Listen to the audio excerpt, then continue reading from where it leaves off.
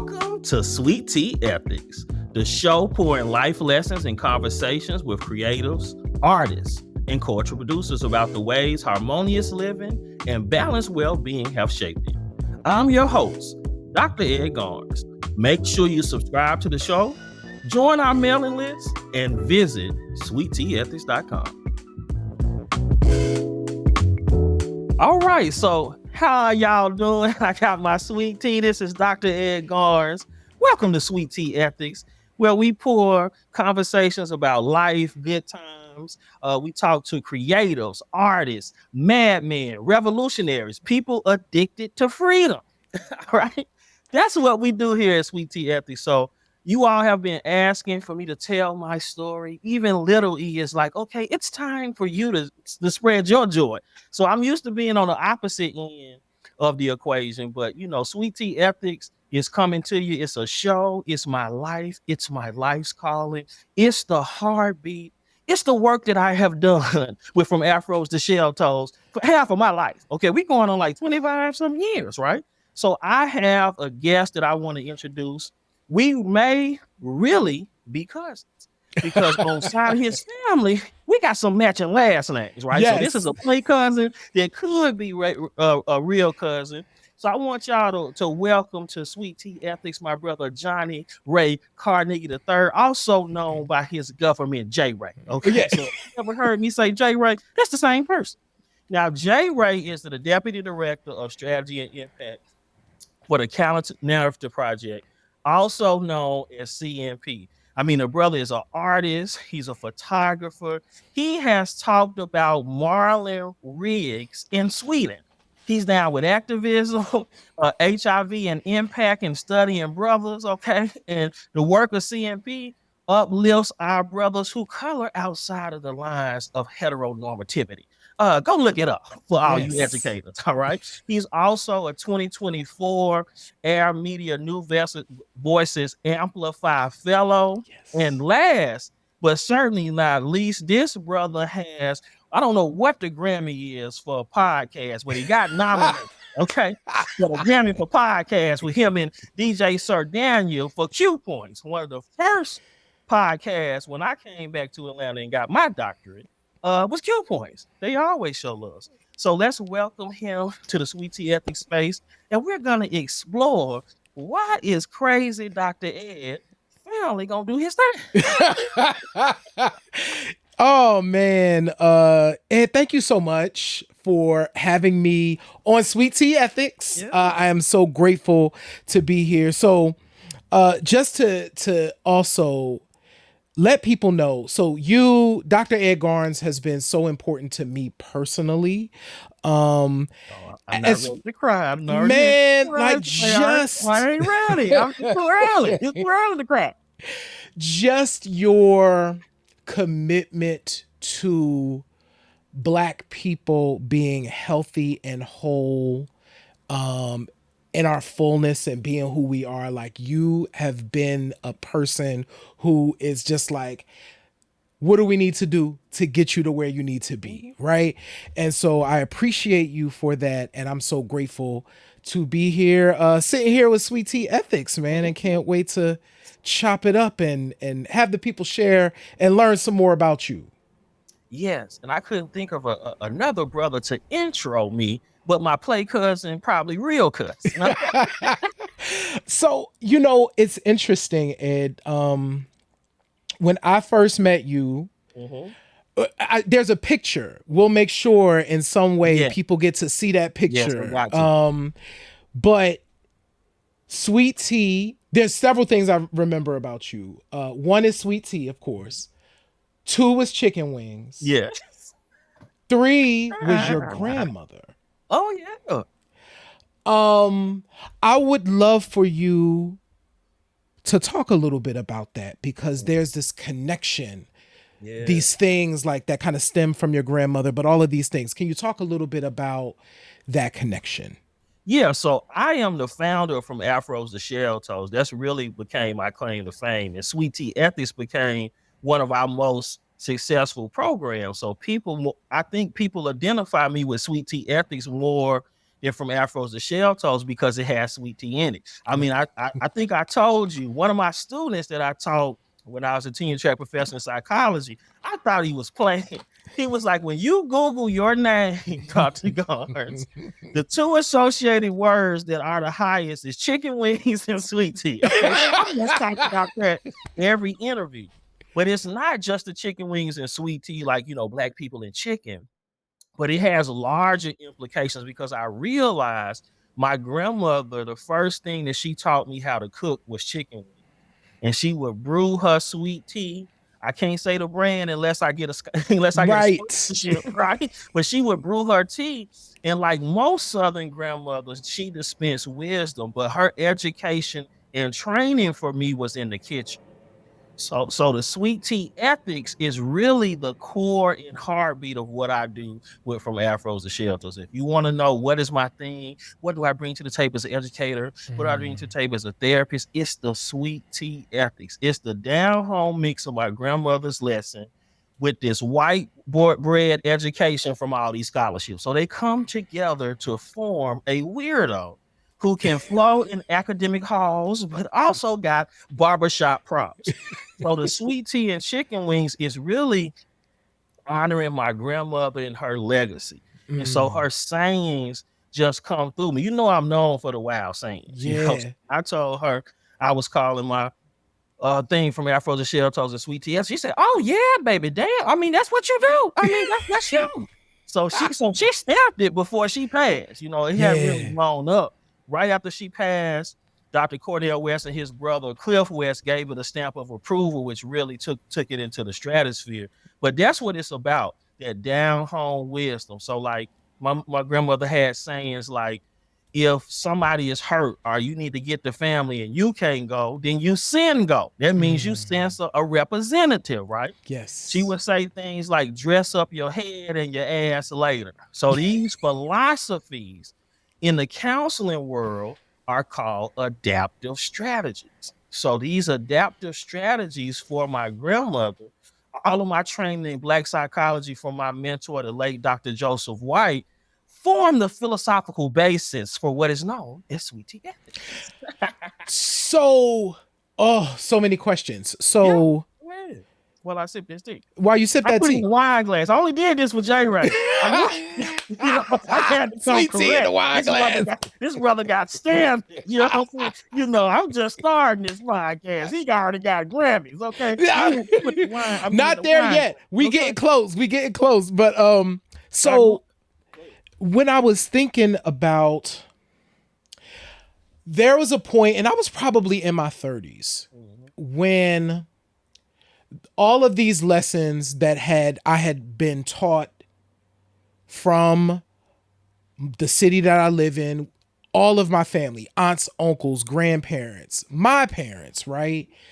It became really clear to me how those impacted how I've moved through the world. Yeah.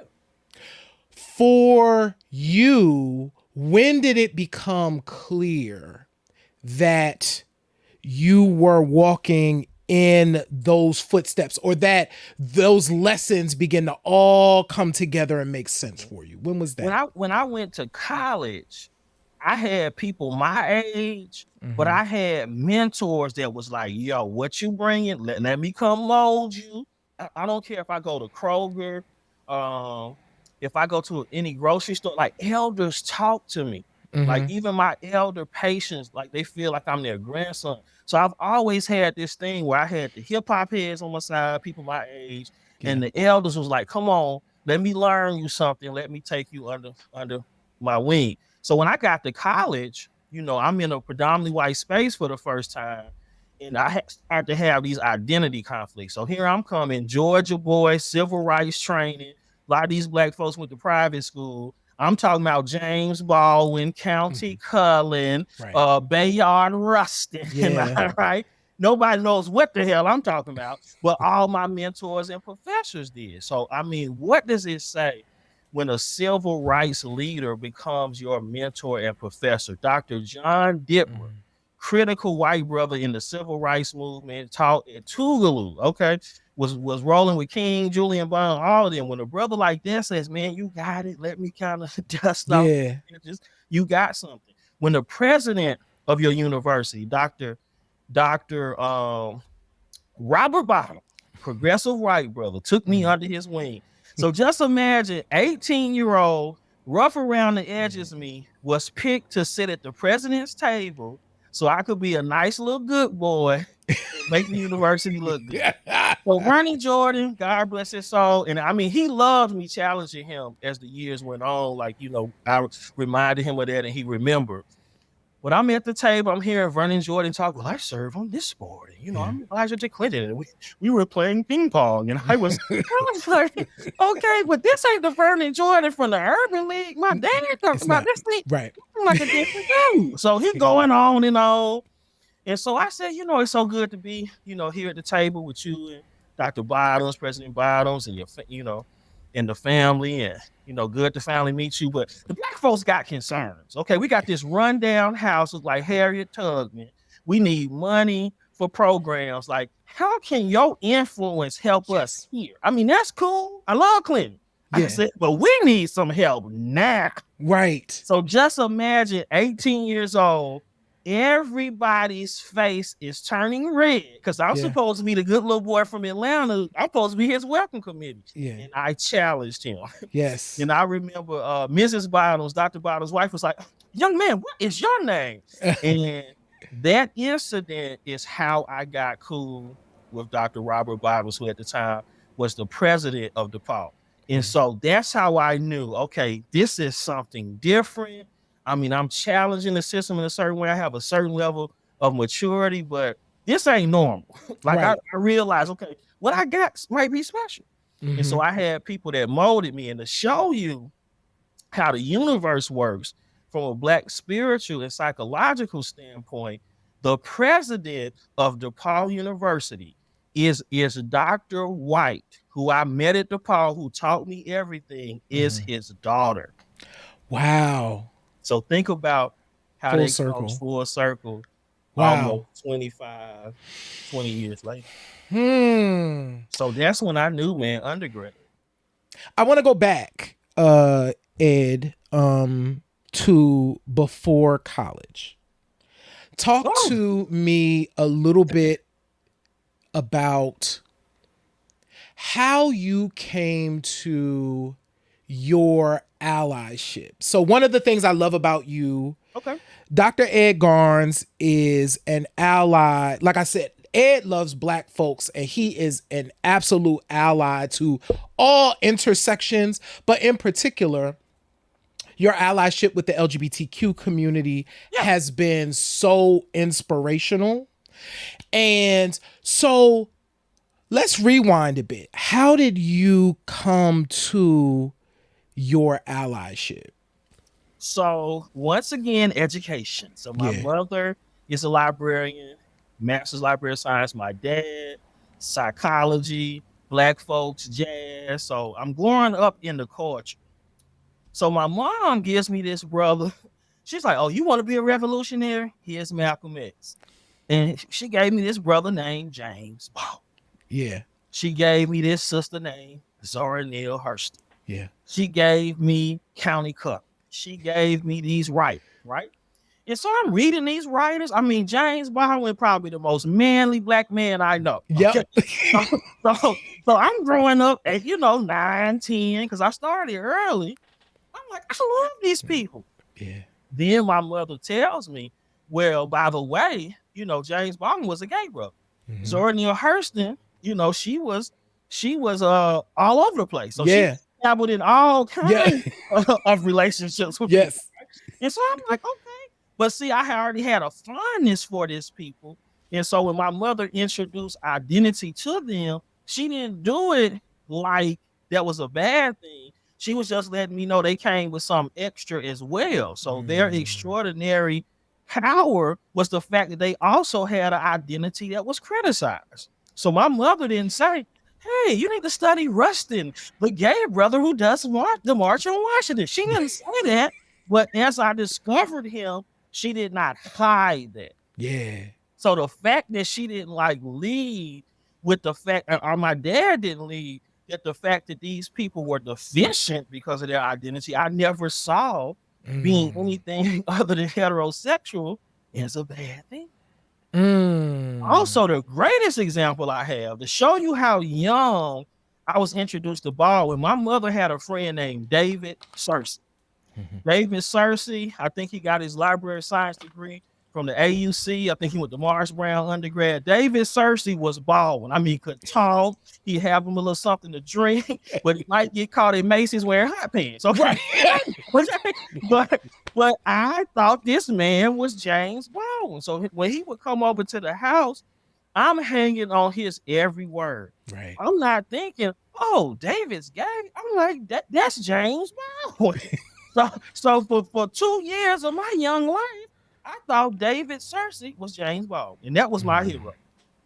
So that was my introduction. So it wasn't introduced as anything is wrong with it. Yes, these people are different, but discovering them on my own, learning about them, I think before I even knew what their identity was as a young person, I think that helped me gain an appreciation for folks' humanity. And in their stories, they getting beat up because they black like me. So Right. I can identify with that. We black first. Yes. Anything that we throw on top of black is just extra credit for discrimination. But we black first. And so then it goes to my father, who said, you don't tell people or announce yourself as a leader. Hi, I'm Dr. Ed Garnes. I am the leader of everyone. I love all black people. Your life has to embody that. And so my dad told me, he didn't use the word ally, he used a different word. We say ally now, but he was like, if your life is not marketing certain values, you don't announce that. Your life has to be your marketing campaign, your life's work. My grandma used to always say, if I die, baby, my work will speak for me, Albert. I mean, Albert, my life will speak for me, baby. You ain't got to, when you go up to that funeral, let my life talk. So that's where it comes from. Man, it's interesting. I consider myself blessed because as a black gay man, and as I was growing up, they didn't have the language to tell me that they were being an ally. Like, that's just not language that they had. But I felt so protected by the men in my life. Yeah. They had to know. Like, it's hilarious now that I'm old. I'm like, I mean, everybody knew, right? But I never felt othered. I never felt belittled. In fact, that's why I go to therapy.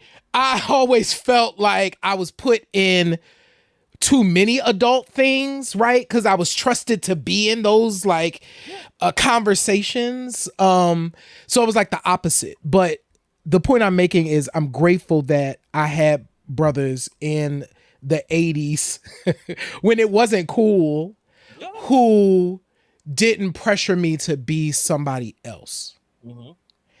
And that's like so critical. And that's what I love about the conversations that we have, is because you embody the things I saw in my uncles. And you know what's crazy? You got me backtracking and running through the tapes. Even when I was young, I had a brother I used to play ball with that was gay. And he had never come out. I didn't know until years later, but he told me that our friendship was very important because I didn't judge him. Did I know? Maybe I did. But I don't have no gaydar. People have told me my gaydar is off. I just love everybody. So it ain't like I'm looking, okay, let me see. You got on a pink shirt. Like the hand is gay. Now, in the 80s and the 90s, that would have been like gay. You'd be like, black men look good in pink. And if you want to be fancy, it's salmon. That's right.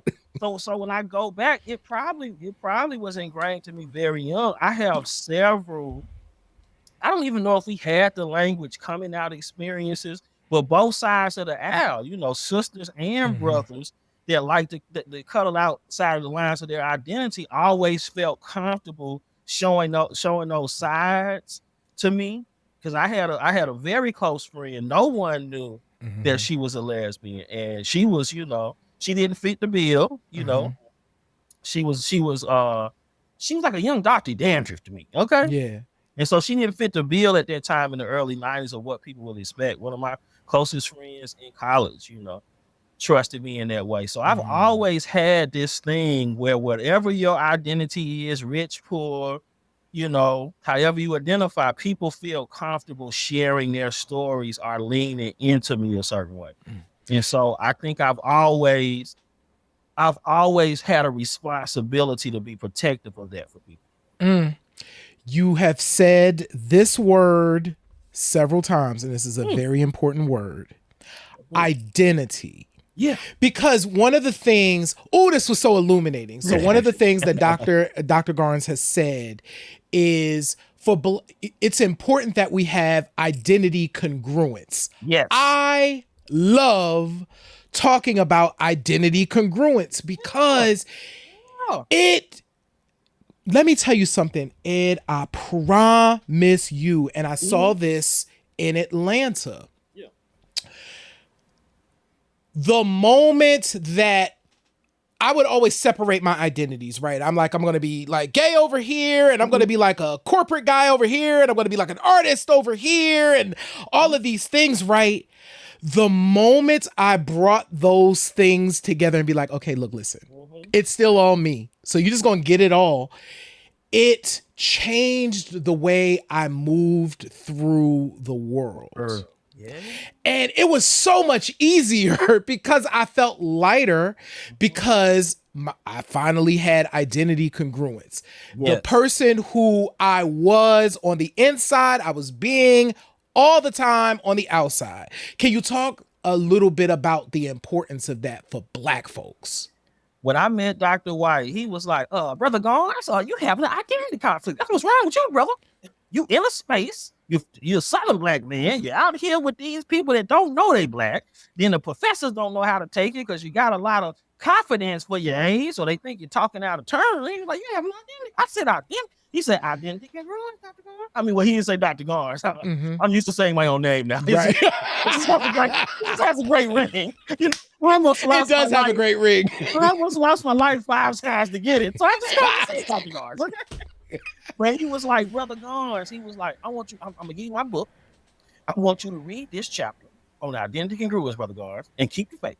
So I read this chapter on identity congruence, and what it talked about is Dr. White and other scholars, when they were building the basis of what Black psychology was. So Dr. White at an APA meeting stood up on the table and told APA, y'all MFers not listening, we about to start our own thing. And that own thing was Black psychology. So one of the undergirding principles is this a principle of identity congruence. So you look at scholars like Franz Fanon, a Baldwin, a Ralph Ellison, a Zora Neale Hurston, right? What you see is these essential questions that Fanon and other people ask about identity, especially Black identity. Who am I? Whose am I? Do I show up as myself in real time? Many people in the therapy room cannot answer those questions as Black people. Most people get stuck at the first one. Who am I? So when you think about our identity as Black people traversing a world that forecasts our demise, we already off psychological balance. And so our whole life, we are trying to get to a level of identity congruence where we know who we are, whose we are. We show up as ourselves in real time. And it is very hard to practice in America because we've been taught, and history has taught us to do this, to code switch. We got to do one way. Oh, and we prize it too. Oh, they be cold. Black folks, we so good at code switching. But you know what? I've never been good at it. I've never been a great brown noser, and I've never been good at code switching, which is why I always get hit by system smacked around because I my butt cheeks are loose. I'm not right. The system, he like, listen, I can't do what they need me to do. Now I can look the part, Right. I can look the part because my students know this is the Dr. Garnes look. Okay, I'm gonna have on a sweater vest, Yes. business shirt under it, khakis, some Cole Haans, and if it's Friday, some Jordans. That's my Right. look. And then when it gets cold, I'm gonna change the sweater vest to a jacket with no tie, so I Right. can look the part. But when I open my mouth, you know I'm a field nigga. So identity congruence is something that we have to do. So just imagine you're a smart Black child, but you come from a socio-economic background where you're not supposed to be smart. You don't have identity congruence. You're a gay Black man or a gay woman in corporate America, or you are a gay woman that does not present, but you're archly feminine. So people are shocked because they expect you to be, I don't know, even know what the terms are. Do we still say stud? We still stay stud, yes. Okay, because it's ever evolving. Like yes. I taught multicultural psych, and we would have to take notes every semester on the new words to add to the syllabus. Okay, so it's ever evolving language. So when you look at that, that's an identity issue. Even when you look at athletes, so identity congruence is not just specific to Black people, it's a psychological term, but I put it in Black terms. But even athletes suffer from something called identity foreclosure. What is that?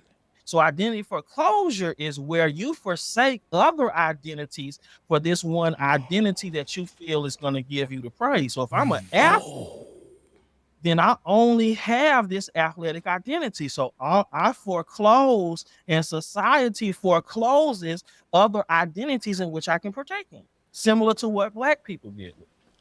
Wow. And it makes perfect sense because you know what? I will say that at one point in my life, I think I did a version of that, especially when I was like working in corporate America, like everything became about like that. And that makes perfect sense. And we do that. We take on, this is the main thing. This is who we are because this is the thing that's going to get us to the thing that society says that we should be. So go forth and do that. Let me tell y'all something. And what I found, Ed, is, oh Lord, that ain't it. It's a testimony. When you start thinking about when you develop identity congruence, it's like a church sermon. You know? It's a testimony. So for you, to that point, right, of when you read this chapter in Dr. White's book, when did you start to really feel like, oh, here is how I be fully Dr. Ed Garnes? So this is what happened. So not only did he give me the book, he gave me some young cats that I didn't know was changing the game of Black psychology. If you are studying imposter syndrome, you're gonna find Dr. Kevin Copeland. Yeah. He's at the University of Michigan now, left Texas, and now is has some prestigious professorship at the University of Michigan. So Dr. Kevin Coakley and Dr. Adesai Ajumu was two of the first young Black psychologists I met. So not only did he say read the chapter, he gave me models of what identity congruence looks like in real time. Yeah. And especially Dr. Ajumu, aka Adesai, in my life, will tell you I was one of the most rough around the edges young Black scholars you can see. Okay? I did not know it was sweet tea ethics and from Africa. I mean, I was rough. I had it, but I mean, they took this clay and molded me. You know what I'm saying? So by him serving as a mentor for me, and then giving me young brothers closer to my age as well, I had a mirror of I can be Dr. Coakley, I can be Dr. Ajumu.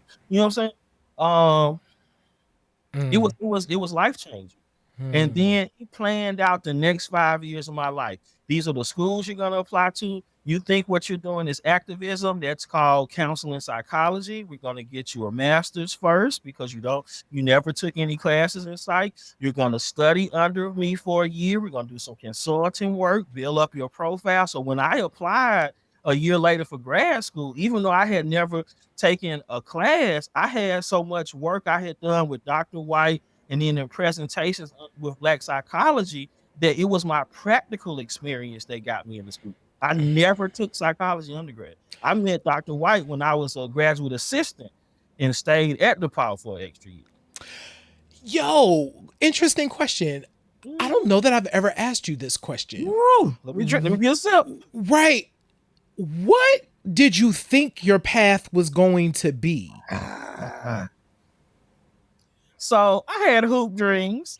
Oh, really? So you okay? So I had hoop dreams and engineering dreams. So I was a great basketball player at a young age. So I started getting college letters at 12 or 13 because they was like, who is this midget scoring 25 points and shooting threes in this tournament? So I mean, I basically started any team I played all the way up to high school. It's like my second year of high school when I did make varsity and I saw, okay, I have coaches that are judging me for something I cannot control. I think that's another thing that opens me up to people's humanity because of the discrimination that I have experienced in my life. So imagine me as a young person, college letters, but I can't make varsity. I've started my whole career. When I started high school, I was probably 5'1" my first year of high school. So I must be good at this thing, but I was prevented from realizing my full potential. So I wanted to play basketball and I wanted to be an engineer. I wanted to be an engineer because I had a cousin that was an engineer. So from third grade on, I wanted to own my own engineering firm. And I used to tell coaches when they would talk to my dad at tournaments, I don't need an athletic scholarship. So I'll be on the team. I can get an academic scholarship. I will save you a scholarship. That used to be my pitch. Right. I save you a scholarship. I got the grades. So I wanted to play ball in engineering. I remember in sixth grade, I did a presentation. I went over to Herman J. Russell, the black construction firm, engineering firm here in Atlanta. They built the Collier Heights area. They were the Atlanta airport. Marvin Heritage Jr. brought them in to building the airport because he had to have black contractors. So Herman J. Russell let me interview his engineers. So I did this engineering project. So I studied science and engineering every summer in summer programs. I would skip basketball camp my last couple of years in high school to go to these science-based camps. So my whole thing was engineering and science. I got into Georgia Tech. A lot of people don't know that. I got into Georgia Tech, USC, the top 20. I got into 25 schools. Most of the schools in the top 10 or top 15 for engineering, I got in those schools.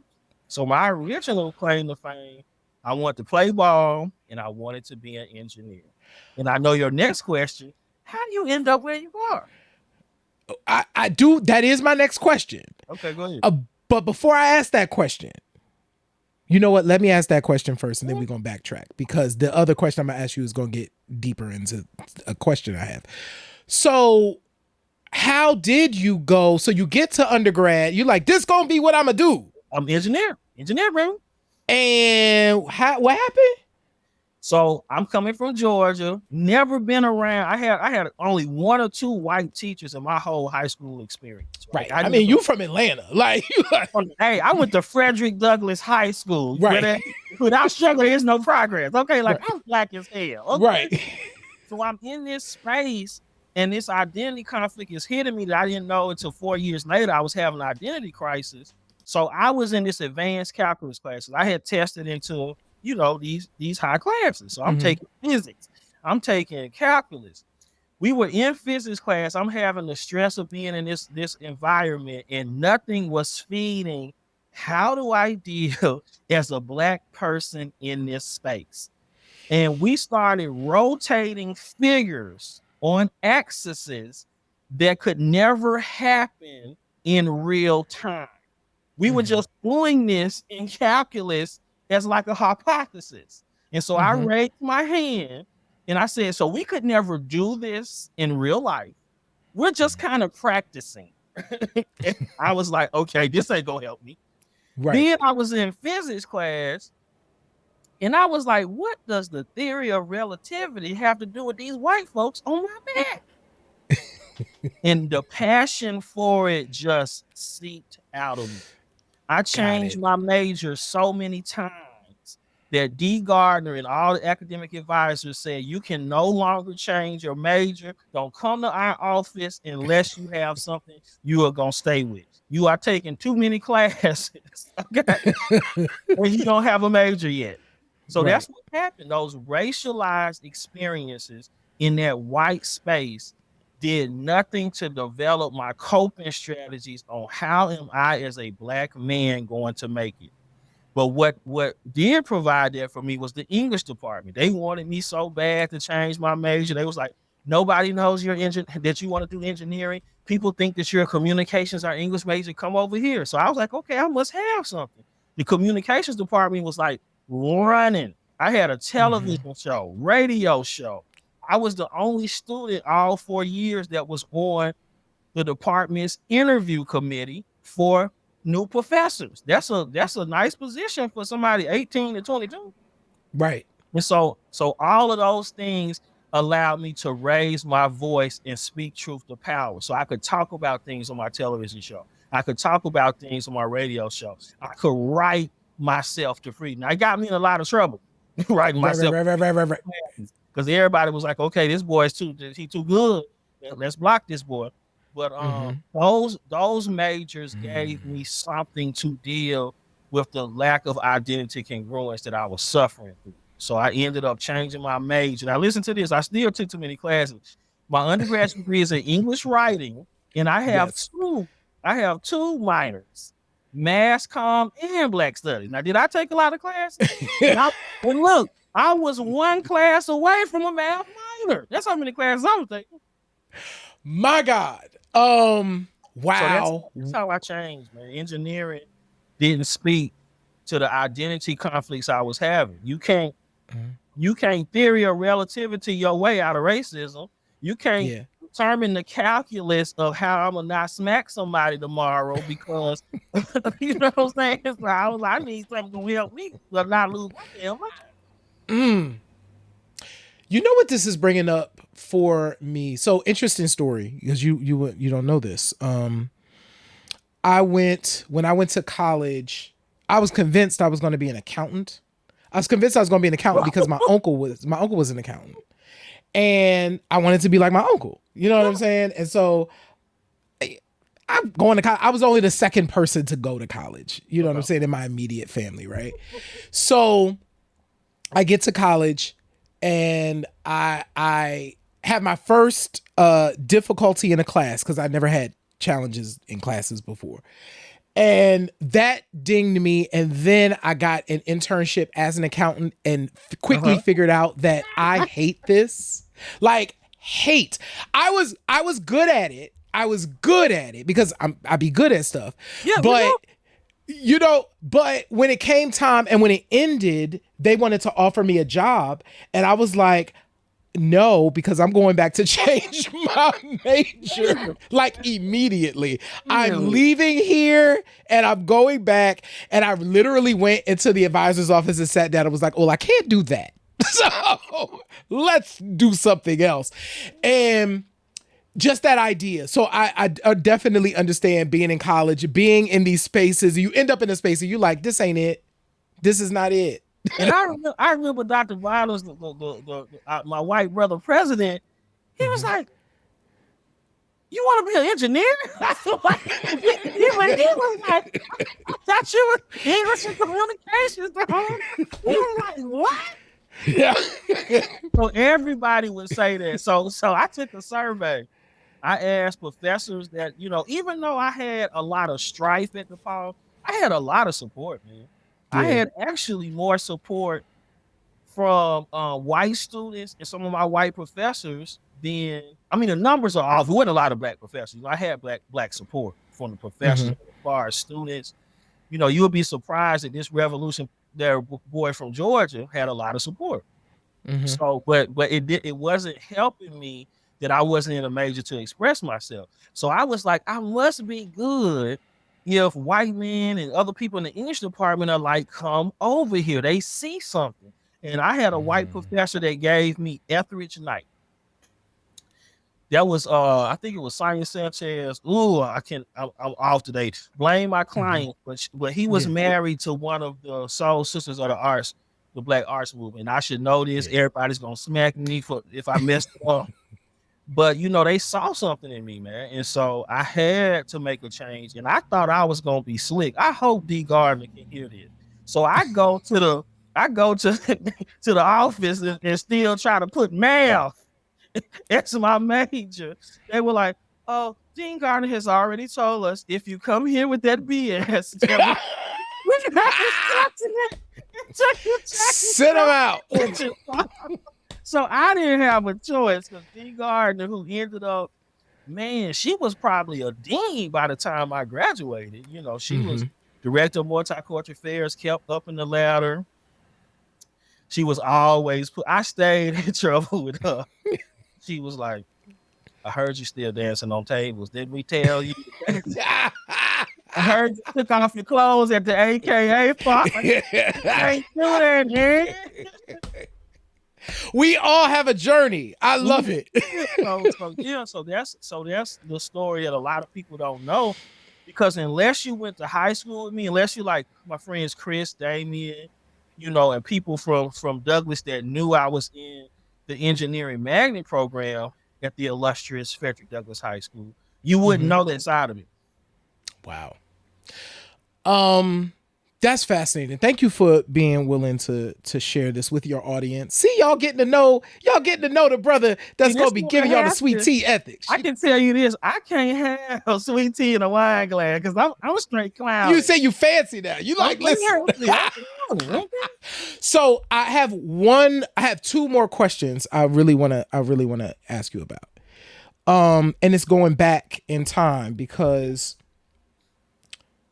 so many of our folks have hoop dreams too. And I have seen it elevate some folks and destroy others, right? Yeah. Talk to us. I don't know if you have any thoughts about this, but the psychological impact of that kind of pressure. Oh, you mean to make it in to make it to make it.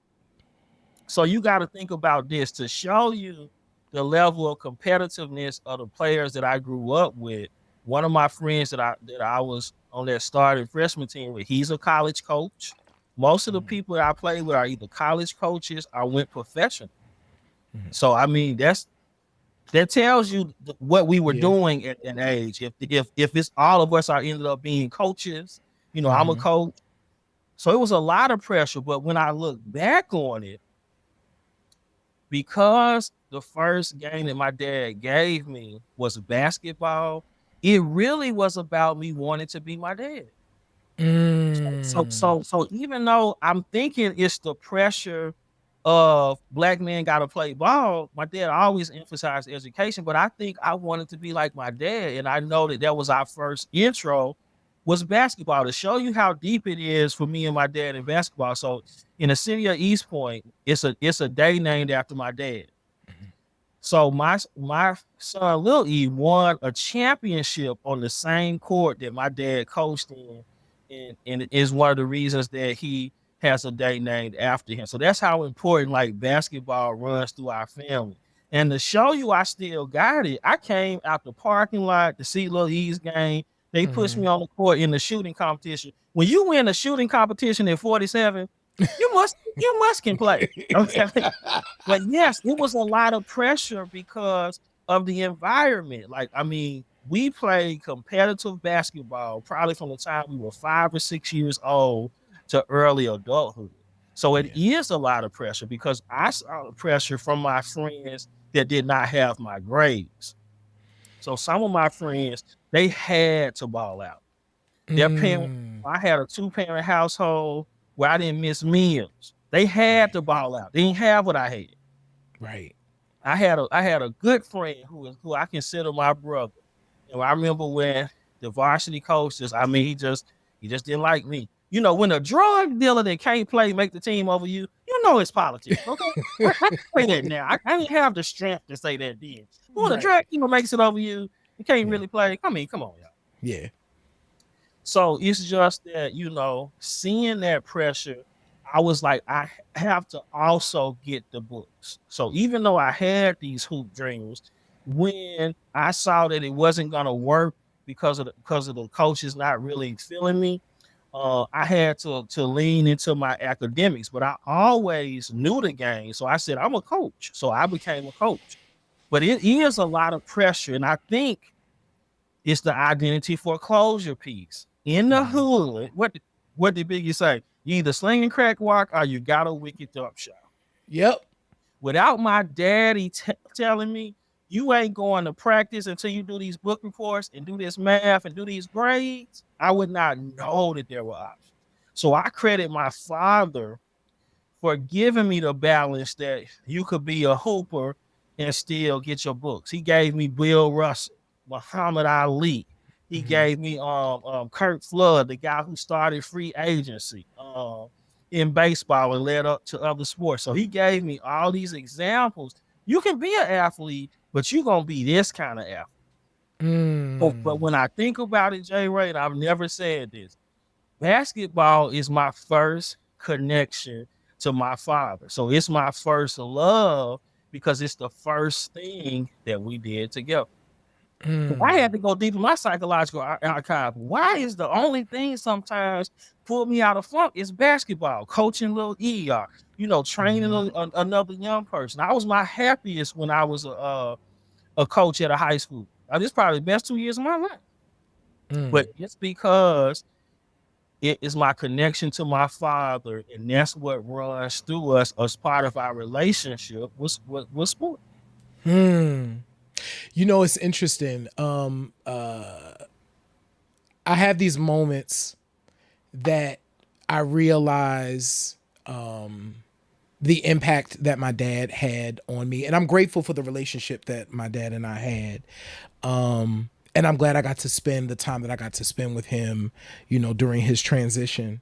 But it's funny that you mentioned, so basketball was your thing with you and your dad. I realized I was watching some random horror movie very recently, and my dad always comes up. It's like he's sitting in the room Mhm, because the mhm. thing that he loved to do, and that it was one of the things we could do together. My dad was very into basketball, very into football.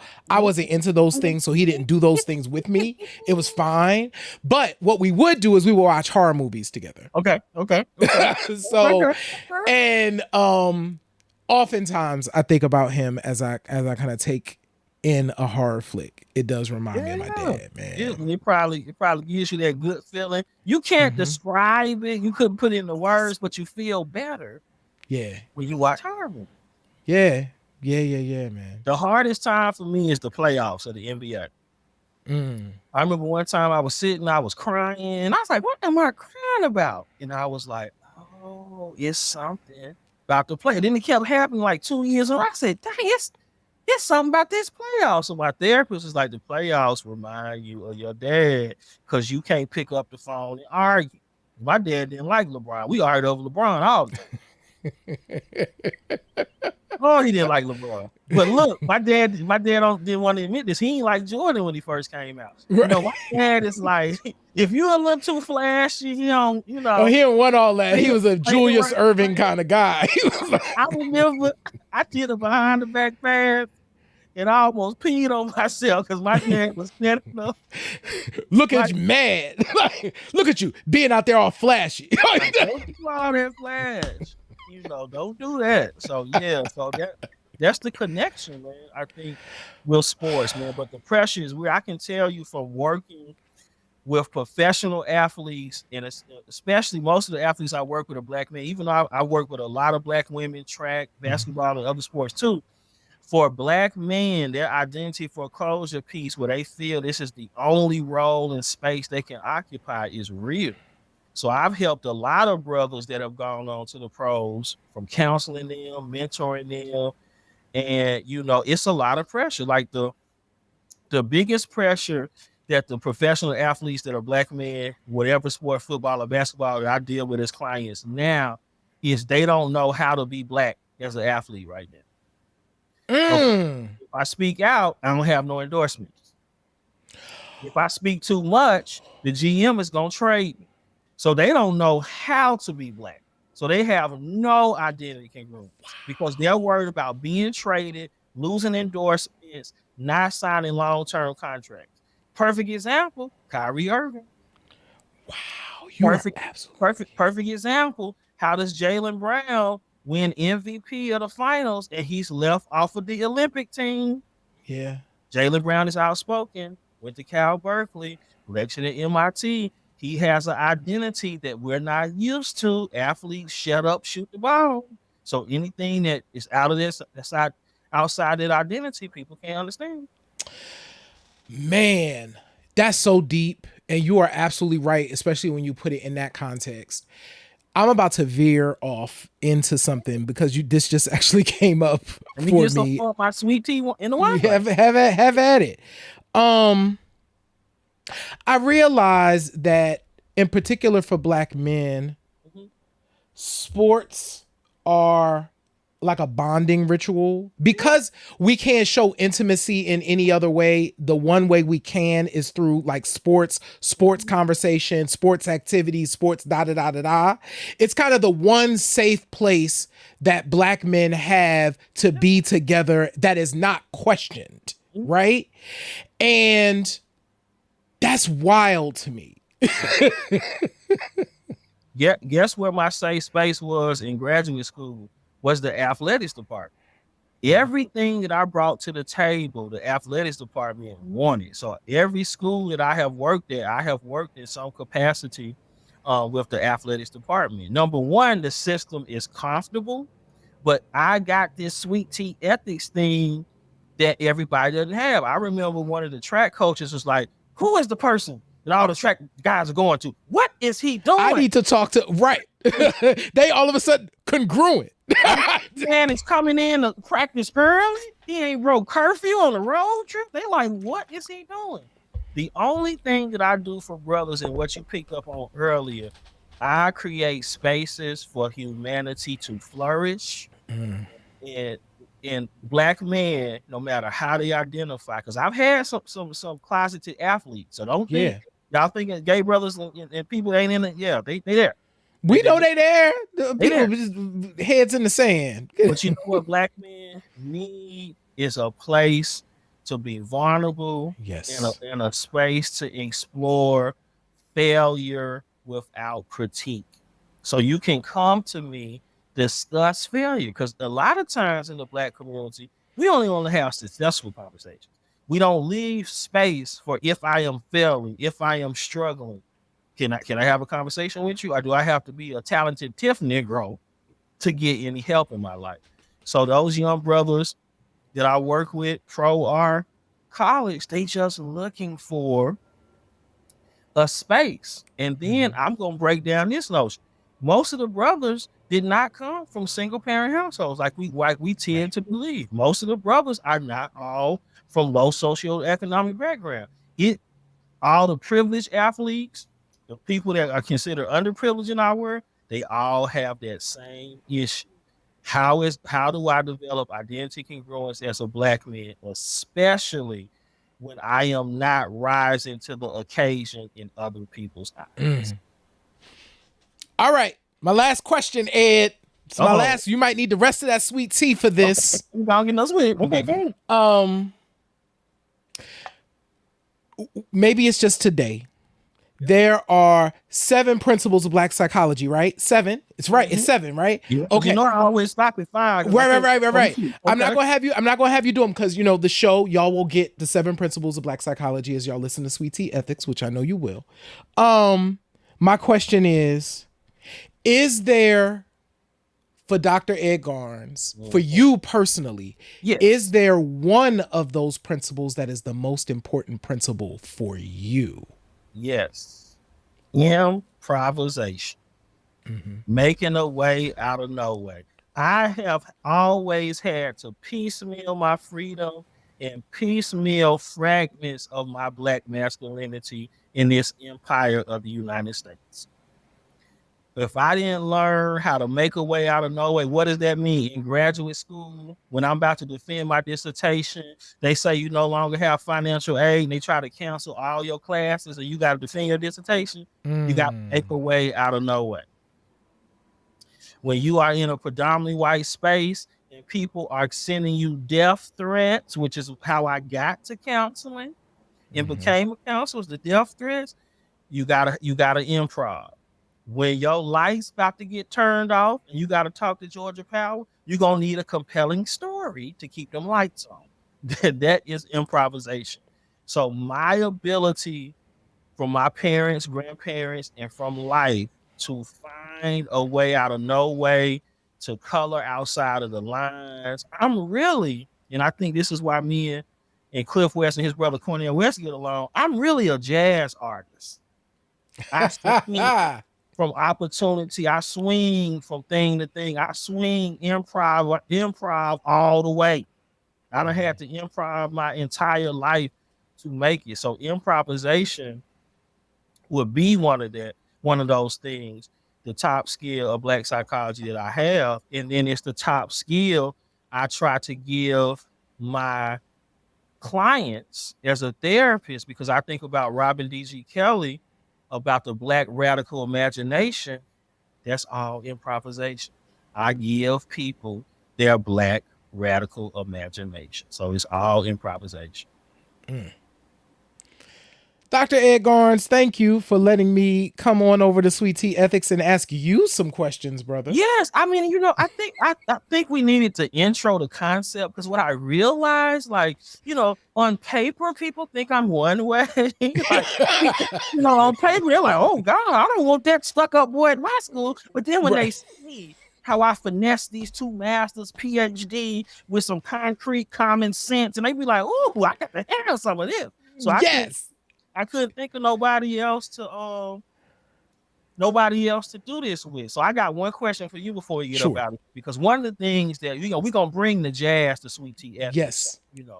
I will say first, I want to mention who my jazz meditation of the day is. So we're gonna go with my dad.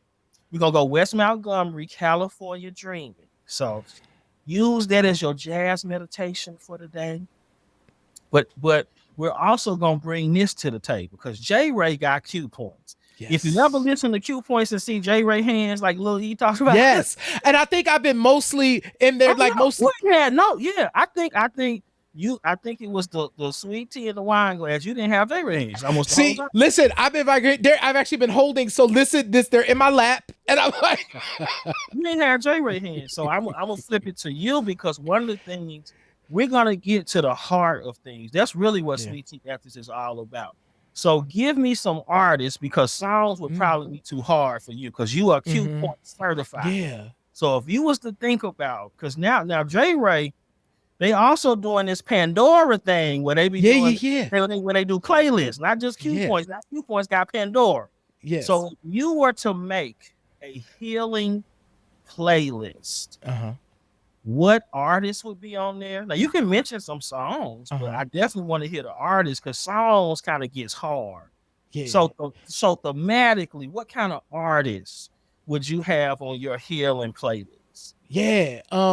Interestingly enough, so this is kind of top of mind, because I recently made a healing playlist for a brother who has been experiencing some medical challenges. We're still finessing it, but I'm gonna tell you what was on it. So when I think about healing, I think about it in a kind of a diverse way.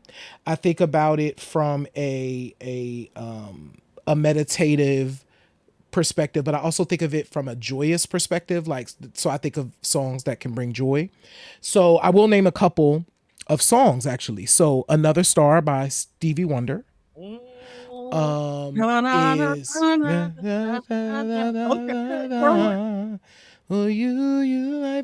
Listen, that song is so freeing. And I love thinking about that from a healing playlist perspective. I love Supreme by John Coltrane. Definitely is something that goes in the healing playlist. Dreadlock by Michel Ndegeocello is a song. Yeah. From just a black perspective, right? Like us being grounded. I think of that. And one more, and I didn't put this one on the playlist, but Shaka Khan's Everywhere is Okay. a beautiful song. Okay. And I also think of that from like a healing perspective. So healing to me has like all of these different kind of intersections. And those are a few that I would put on a healing playlist. See, y'all, y'all got to listen to Q Point. Because Yeah. one thing about Johnny, he gonna pull out a reference. Did you know that Luther Vandross was Right. the artist he's sponsored by Icy? Did you know? You know, he's saying Icy's after his like Right. go with the facts. You know what There I'm are some wild facts. I do have, and probably for saying? each of those artists, I have a interesting fact for those people that I've mentioned. But no, I mean this was good, man. You know, we wanted to show you all, and I have to thank Q Points and your podcast because you all was the first thing that I did when I came back to Atlanta after my Cal Berkeley training year for my doctorate. Y'all was the first interview I did, and that kind of set the tone for the introduction to the Dr. Ed Garnes experience because that's one of my first interviews as a doctor. You and Black Entrepreneur Magazine were the first two people to interview me, and also listen to how the universe works. Tomorrow is the year anniversary. Really? Mm-hmm. Wow. I have been Dr. Ed officially 2 years now. Wow, man. Well, listen, you man, was so you was the one of the first interviews when I became, and now we're doing this. Yeah, you're doing your thing. I listen. I'm eternally grateful. Thank you for inviting me over to Sweet Tea Ethics to hang out. And man, I can't wait for the healing that folks will get just kind of listening. Because listen, y'all, I'm telling you, I know about the Black psychological principles. I be living them things every day. So y'all gonna learn about them too. Yeah, we gonna free some people, but I'm not gonna do the wine. I went too lenient today. I'm gonna have to go back to my other glasses, you know. Yeah. my mugs and my, you know. I got a little too frisky tonight. Right. What should I say? What was the interview we did? I got a little too sassy. You got a little too sassy. Dr. Ed Garnes, man, thank you, man, for inviting me over here, man. This has been dope. I got so much love for you, brother. I appreciate you. Thank you for listening as we pour some good old Sweet Tea Ethics. Hope this special brew was healing to your mind, body, and your soul. Subscribe to the show, join our mailing list, and visit sweetteaethics.com. Peace, love, and poppy seed oil to you all.